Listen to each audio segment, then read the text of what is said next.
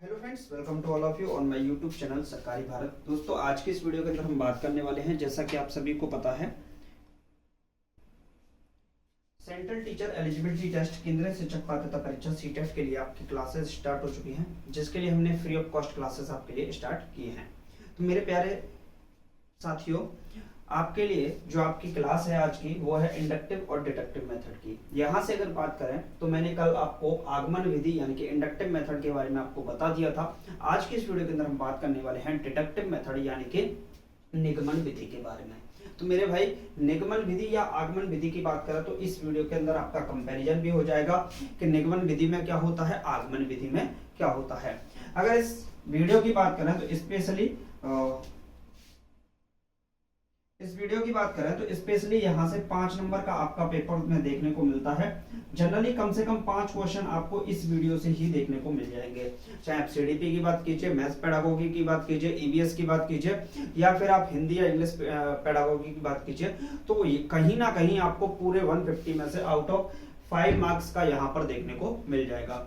अगर आप लोग तहे दिल से तैयारी कर रहे हैं, क्यूरियस होकर तैयारी कर रहे हैं और अब की बार ये सोच ही रखा है कि 120 प्लस का स्कोर करना है, तो आप लोग इन क्लासेस का बेनिफिट उठाइएगा। बाकी आप लोग इतना तो समझते हैं कि कौन सी क्लास किसके लिए कितनी बेस्ट है।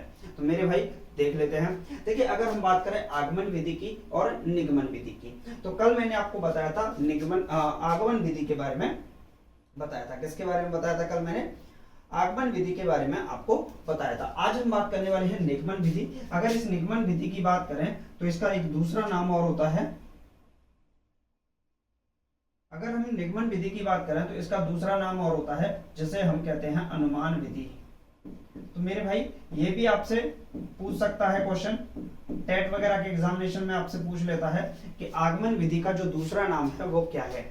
आगमन विधि का जो दूसरा नाम है वो क्या है? अगर बात करें निगमन विधि का दूसरा नाम क्या है? अनुमान विधि भी इसको कहते हैं। आगमन विधि जो मानी जाती है विज्ञान शिक्षण की सर्वश्रेष्ठ विधि मानी जाती है, विज्ञान शिक्षण के लिए सबश्रेष्ठ मानी जाती है, जबकि ये गणित शिक्षण के लिए बेस्ट मानी जाती है। किसके लिए?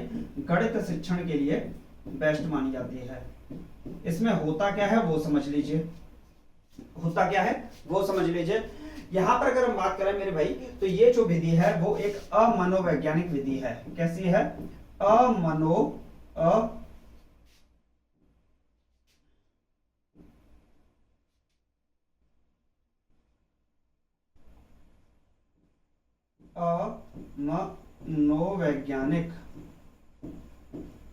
अमनोवैज्ञानिक कैसी है? विधि है।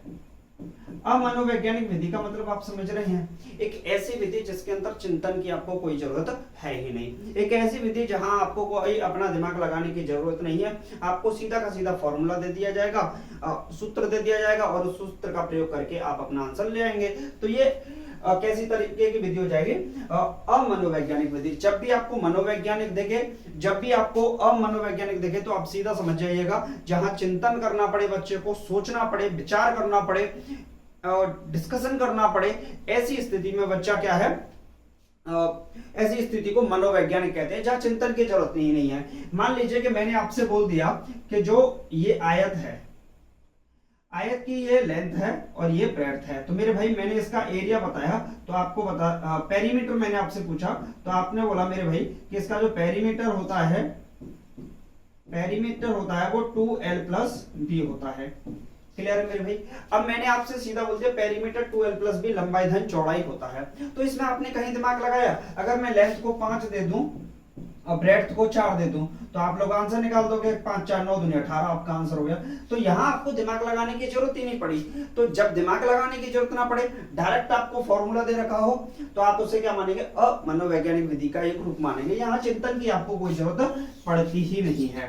क्लियर है मेरे भाई? अगर आपको मैं बताता कि लेंथ ये है, ब्रेड्थ ये है, अब ऐसे करके मैं आपको बताता, देखिए ये कोई रेक्टेंगल है, ये इसकी लेंथ है, ये इसकी ब्रेड्थ है। अगर ब्रेड्थ के बराबर होगी, लेंथ के बराबर होगी। पेरीमीटर निकालना है तो आप क्या करोगे? Length plus breadth plus length plus breadth, यानी कि चारों की चारों साइड को ऐड कर दीजिए। फिर आप बोलेंगे 2l प्लस 2b।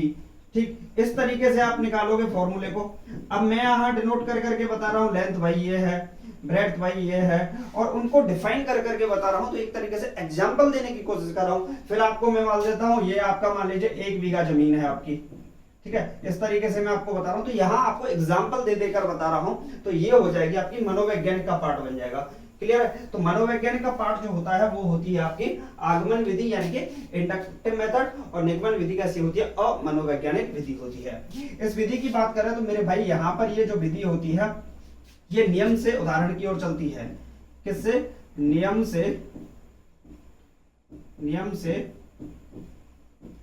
उदाहरण की ओर चलती है, यानी कि रूल टू एग्जाम्पल चलती है। ये कैसी विधि है? रूल टू एग्जाम्पल चलने का काम करती है। पहले आपको रूल दे दिया जाएगा, फिर आप एग्जाम्पल की ओर जाएंगे। अगर आप चिंतन करने की यहां जरूरत ही नहीं पड़ेगी आपको, क्योंकि पहले आपको रूल दिया जाएगा, उसके बाद आपको एग्जाम्पल दिया जाएगा, तो नियम से उदाहरण की ओर चलती है। दूसरा अगर बात करें, ये जो विधि है वो अज्ञात से ज्ञात की ओर चलती है। अज्ञात से ज्ञात की ओर चलती है, ज्ञात की ओर।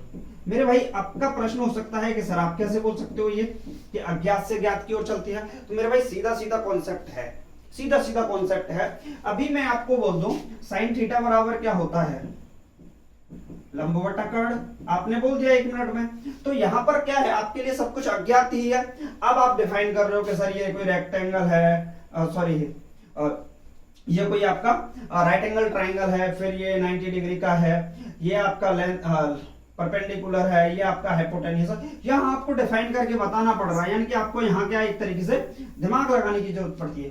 तो अज्ञात से ज्ञात की ओर चलती है, हमें किसी चीज के बारे में पता नहीं है, अब हम उसका प्रयोग करके पता लगाने की कोशिश कर रहे हैं। क्लियर है मेरे भाई?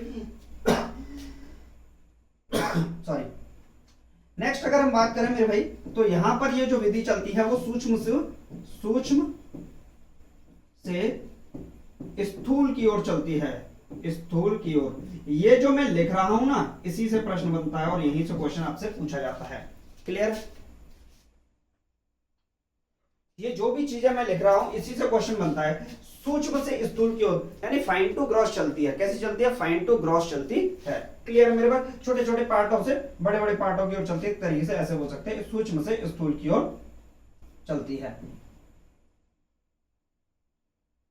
क्लियर है मेरे भाई? अब अगला पॉइंट अगर हम बात करें तो ये जो विधि है वो अमूर्त से मूर्त की ओर चलती है। अमूर्त से मूर्त की ओर, एक तरीके से मान सकते हो आप, कल्पना कर रहे हो, कल्पना किसी चीज की कर रहे हो, कोई चीज आपके सामने नहीं है तो आप उसे अमूर्त बोल सकते हैं। एब्स्ट्रैक्टेड आइडियाज जो होते हैं, भाव जो विचार होते हैं, वो एक तरीके से क्या होते हैं? अमूर्त होते हैं। उनको कंक्रीट की ओर ले जाने का काम कर रहे हो तो ये मूर्त की ओर। क्लियर है? एब्स्ट्रैक्ट टू कंक्रीट चलती है। कैसे चलती है? एब्स्ट्रैक्ट टू कंक्रीट चलती है, अमूर्त से मूर्त की ओर चलती है। नेक्स्ट अगर हम बात करें मेरे भाई, इसमें ये सामान्य से विशिष्ट की ओर चलती है। सामान्य से विशिष्ट की ओर चलती है। किसकी ओर चलती है ये मेरे भाई? सामान्य से विशिष्ट की ओर चलती है, जनरल टू स्पेसिफिक चलने का काम करती है। क्लियर है? अभी एक दो पॉइंट और मैं लिख के बताता हूं आपको। इसकी बात करें तो ये प्रमाण से प्रत्यक्ष की ओर चलती है।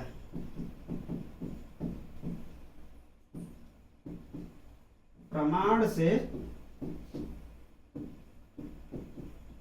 प्रत्यक्ष की ओर चलती है। ये आपके पास प्रमाण है, उससे प्रत्यक्ष की ओर ये चलती है। अगर यहां पर देखोगे आप, ये मनोवैज्ञानिक थी, ये अमनोवैज्ञानिक विधि है। यानी कि आगमन विधि मनोवैज्ञानिक है जहां चिंतन की आवश्यकता पड़ती है, जबकि निगमन विधि अमनोवैज्ञानिक है जहां चिंतन की आवश्यकता ही नहीं पड़ती।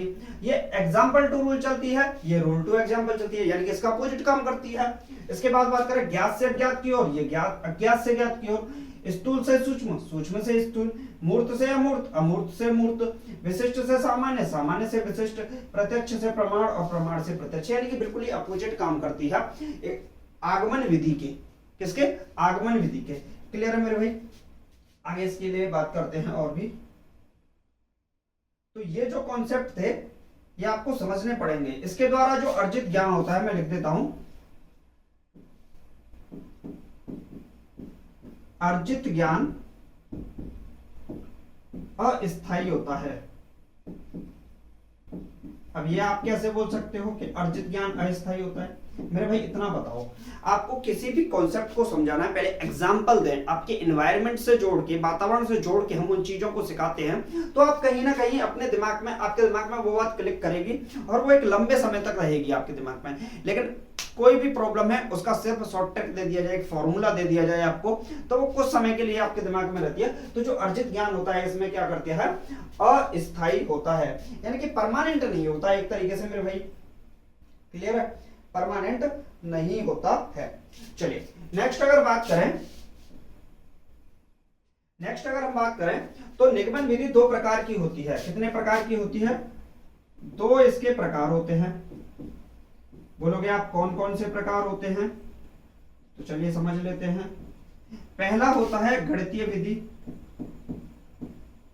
गणितीय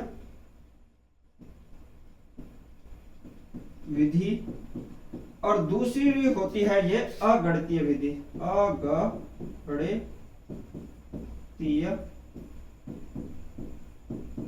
विधि। कैसी होती है? एक होती है ये गणितीय विधि होती है और दूसरी जो कैसी होती है, अगणितीय विधि होती है। इसकी बात करें ये कुल कितने प्रकार की होती है? कुल कितने प्रकार की होती है? तो ये कुल दो प्रकार की होती है। इसके सोपान की बात करें, सोपान कितने होते हैं? तो इसके जो सोपान यानी कि हम बोलते हैं चरण, तो कुल मिलाकर 4 चरण होते हैं। कैसे होते हैं? पहला चरण होता है नियमीकरण, और नियमीकरण से ये चलती हुई कहां तक जाती है? नियमीकरण से चलती हुई ये कहां पर जाती है? उदाहरण की ओर जाती है। बेहद क्या है आज? उदाहरण की ओर जाती है। तो नियमीकरण से उदाहरण की ओर यानी कि रूल टू एग्जांपल जाती है। इसके सूत्रों की बात करें तो इसमें कुल कितने सूत्र दिए गए हैं? तो सूत्र इसमें दिए गए हैं 5 प्रकार के सूत्र इसके अंतर्गत बताए गए हैं। क्लियर है मेरे भाई? बात समझ में आई कि नहीं? अब एक प्रश्न बनना होगा ये किसने दी थी, तो मैं इसको थोड़ा सा डिफाइन कर देता हूं। आगमन विधि की बात करें तो ये अरस्तु साहब के बारे में बताया जाता है, जबकि अगर बात करें निगमन विधि की, तो जो निगमन विधि है ये आपका प्लेटो साहब ने दी थी। किसने दी थी?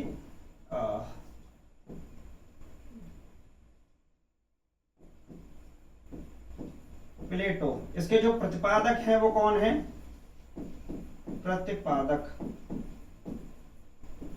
प्रतिपादक जो कौन है वो है प्लेटो। तो किसने दी थी? प्लेटो इसके प्रतिपादक है। और मनोवैज्ञानिक विधि है, नियम से उदाहरण की ओर चलती है, अज्ञात से ज्ञात की ओर चलती है, अमूर्त से मूर्त की ओर चलती है, सामान्य से विशिष्ट की ओर चलती है, और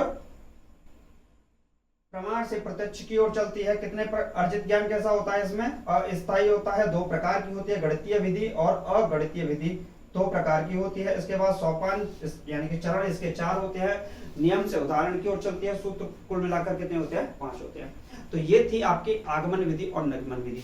यहां से डेफिनेटली एक क्वेश्चन आपका पेपर में क्लिक करेगा, एक नहीं 5 क्वेश्चन आएंगे, सॉरी 4-5 क्वेश्चन आपको यहाँ से एग्जामिनेशन में देखने को मिलेंगे। बाकी कल हम विश्लेषण विधि को समझते हैं, फिर उसके बाद संश्लेषण विधि को समझेंगे, फिर धीरे धीरे हम कॉन्सेप्ट को समझते जाएंगे। आपके लिए सीडीपी की क्लास जितनी भी है वो स्टार्ट है। मैथ्स की जो क्लास है वो भी चल रही है, गद्यांश पद्यांश वो भी क्लास चल रही है, यानी कि ओवरऑल सीटेट को यहाँ पर ट्रैक किया जा रहा है एक तरीके से, अब की बार फतेह कर दिया जाएगा। क्लियर है? तो क्लासेस को लेते रहिएगा, इनका बेनिफिट उठाइएगा, ये आपके लिए बहुत ही ज्यादा हेल्पफुल रहेंगे। Thank you for watching this video.